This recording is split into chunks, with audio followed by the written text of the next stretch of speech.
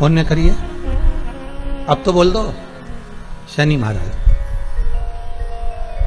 कब करी? जब अपनी माता को लात मारी शनि महाराज ने, और उनका पांव टेढ़ा हो गया, विकलांग हो गया। और वो पांव जब काम नहीं कर रहा था तब शनि महाराज रोते बिलखते देवऋषि नारद के पास गए। दिल में अगर दुख हो, मन में अगर कष्ट हो और लगे कि आज दिल बड़ा दुखी है, तो किसी सदगुरु की शरण में जाकर बैठ जाओ। और अगर गुरु की शरण में भी जाकर नहीं बैठ सकते, तो जिस गुरु के मुख से आपने नित्य भगवान का स्मरण करा है,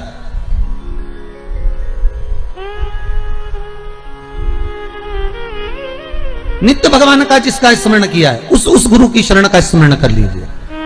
देखिए, जो बच्चे लोग होते हैं ना, गंगा के घाट के बड़े चतुर होते हैं। एक रस्सी में चुंबक को बांधते हैं, नदी में फेंकते हैं, और गंगा के घाट में से जितनी चिल्लर होती है ना, खुला पैसा, उनको चिपका चिपका कर ले आते हैं। पर जो पैसा बहुत देर तक चुंबक से चिपका रहता है, वो पैसे में भी ऐसी चुंबक हो जाता है कि वो पैसा भी दूसरे पैसे को चिपका कर ले आता है।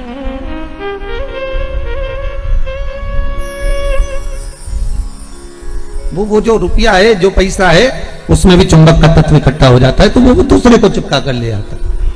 उसी तरह कोई सदगुरु, कोई संत, कोई साधक, कोई उपासक, कोई भगवान का भक्ति का स्मरण करने वाला, कोई भजन करने वाला, कोई कीर्तन करने वाला, कोई मंत्र जाप करने वाला, कोई नाम जाप करने वाला, कोई गुरु जिसने आपको भगवान के पावन चरणारविंद की ओर ले जाकर छोड़ा हो, उस गुरु का भी अगर आप एकांत में बैठकर स्मरण कर रहे हो, तो यही जाने कि शंकर की कुछ कृपा हुई है, कुछ दया हुई है।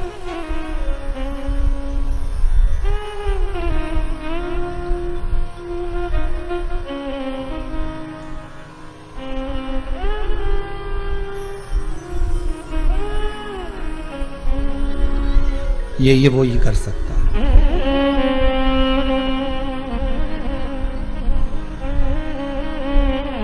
और उसके सिवाय दुनिया में कोई नहीं कर सकता।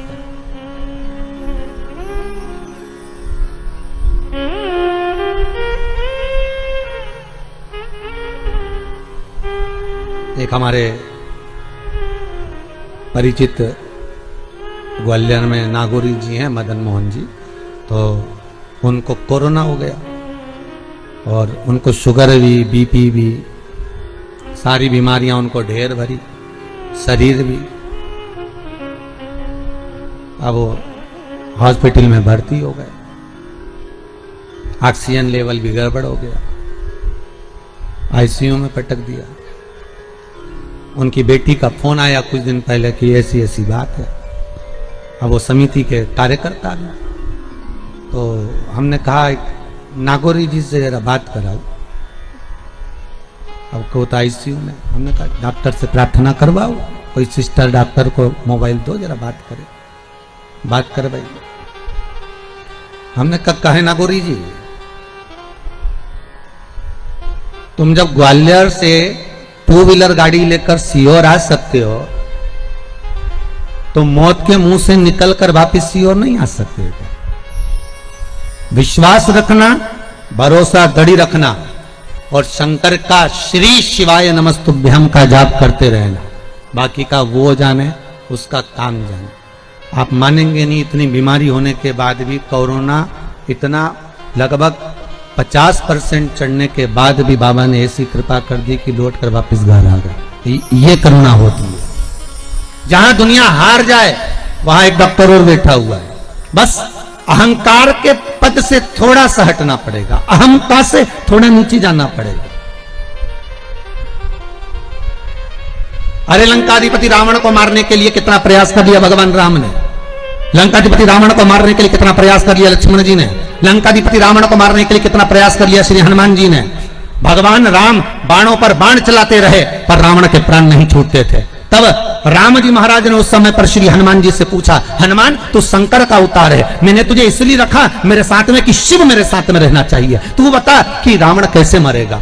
हनुमान जी बोले मैं रुद्र का अवतार हूं, सत्य कहता हूं कि इसके हृदय में जब तक शंकर का नाम जब चल रहा है इसको कोई नहीं मार सकता, ये पक्का है। तो एक काम ऐसा करो कि इसके हृदय से शिव निकल जाए, इसके हृदय से शंकर बाहर हो जाए, तब जाकर तो इसके प्राण छूटेंगे। तब तुरंत हनुमान जी महाराज बोले कि प्रभु अब आपको क्या बताऊं कि मैं अगर लंकाधिपति रावण के सामने खड़ा रहूंगा तो ये रावण मरने वाला तो नहीं है, क्योंकि मैं स्वयं शंकर का एक अवतार हूं और मैं शिव का अवतार रावण के सामने जब तक है तब तक यमराज की तो हिम्मत नहीं है कि यहां आकर खड़ा हो जाए। स्वयं राम जी के प्राण छूटे जब की कथा निकाल लो, जब राम जी के प्राण छूटे उस समय की कथा निकाल कर देखिए।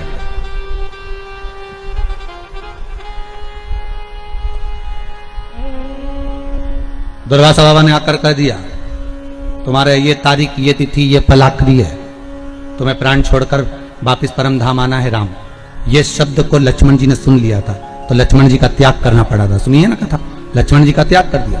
राम जी ने निकाल ली तारीख, तिथि, पल, घड़ी कि इतनी बजे मुझे प्राणों को त्यागना है। और श्री राम जी महाराज सरयू घाट पर पहुंच गए और सरयू जी के तट पर जैसे ही राम जी महाराज पहुंचे और राम जी ने पहुंचकर तुरंत आवाहन करा यम का, हे यम आओ, हे मृत्यु देवी आओ और मुझे लेकर जाओ, मैं जाना चाहता हूं, आज मेरा पल, मेरी घड़ी, मेरा क्षण आखिरी है, ले जाओ मुझको।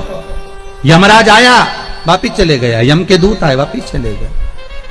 राम जी देख कर आए, नीचे तो आओ, ऊपर से नीचे आओ तब तो मुझे लेकर जाओ। राम जी कह रहे हैं, यमराज ऊपर से हाथ जोड़कर इशारा कर रहा है, पहले इसको हटाओ, इसको, और जम के तो बोलो हनुमान को। जब तक ये शंकर पास में होगा तो प्राण छूटेंगे क्या? क्योंकि वचन लिया है यमराज ने, ये वचन, यमराज की पुत्री मृत्यु देवी जब मरी थी, शंकर भगवान ने जब प्राणों को राजा श्वेत के सामने हरा था, जब राजा श्वेत के सामने मृत्यु देवी को भी मार दिया था, मौत को भी समाप्त कर दिया था, जब राजा श्वेत के सामने यमराज को भी मार दिया था, उस समय पर सूर्य नारायण भगवान रोते हुए आए और सूर्य देवता ने आकर कहा मेरा बेटा धर्म का कार्य कर रहा था, राजनीतिक कार्य कर रहा था, जो एक देवता को सौंपा गया कर्म है वो कर्म कर रहा था, फिर मेरे बेटे को क्यों मारा? शंकर भगवान ने कहा इसने मेरे मंदिर में प्रवेश क्यों करा? ये मेरे मंदिर में आकर राजा श्वेत को मार रहा था, मैंने इसको मार दिया। तो उसके अंतिम क्षण थे, उसके अंतिम श्वास थी, उसका अंतिम पल था। शंकर भगवान बोले भले अंतिम पल था, भले अंतिम श्वास थी, भले अंतिम क्षण था, पहले मुझसे तो पूछना था। मृत्यु लोक का देव अधिदेव महादेव अभी विराज रहा है, पृथ्वी के देव से पूछो क्या मैं इसको उठाकर ले जा सकता हूं? जब मेरी आज्ञा हो तब लेकर जाना, ऐसे कैसे लेकर चले जाओगे? इसलिए मैंने मृत्यु देवी को भी मार दिया, यमराज को भी मार दिया। सूर्य नारायण भगवान रोने लगे, भगवान विष्णु से कहा मेरे पुत्र और पोती को जीवित करवाओ। शंकर भगवान ने कहा शर्त एक रहेगी, जीवित तो मैं कर दूंगा, शर्त इतनी सी है अगर कोई मेरा भजन कर रहा होगा, जहां शंकर खड़ा होगा, शंकर का स्मरण खड़ा होगा, जहां शिव नाम का जाप हो रहा होगा, वहां ना तो यमराज आएगा ना यमराज की बेटी मृत्यु देवी आएगी। अगर ये वचन दे तो मैं जिंदा कर दूं। सूर्य नारायण भगवान ने कहा मैं वचन देता हूं आपका जहां नाम होगा वहां दोनों नहीं आएंगे, तो वचन दे दिया। तो जब वचन दे दिया तो हनुमान जी शंकर का अवतार और ऊपर से यमराज कह रहे इनको हटाओ, तो राम जी समझ गए कि हनुमान ने कहा था रावण को मारते समय कि मैं पास में होऊंगा तो रावण नहीं मरेगा, मतलब मेरे साथ भी यही है, अगर शंकर साथ में है तो राम के प्राण नहीं छूटने वाले। तो राम जी से निवेदन यमराज कर रहे हैं, धर्मराज कर रहे हैं, आप कृपा करो और अपने प्राण त्यागने के लिए कुछ कृपा करिए, मैं मृत्यु देवी को भेज दूंगा, पर पहले इस शंकर को हटा दीजिए। और राम जी ने अपने हाथ की मुद्रिका उतारी, सरयू जी के जल में फेंक दी और हनुमान से कहा हनुमान अरे मेरी मुद्रिका गिर गई, जल्दी जा लेकर आ। और हनुमान मुद्रिका लेने के लिए जैसे ही पानी में कूदे और राम जी महाराज पानी में तुरंत अपने प्राणों को त्याग देते हैं। हनुमान जी जब लौट कर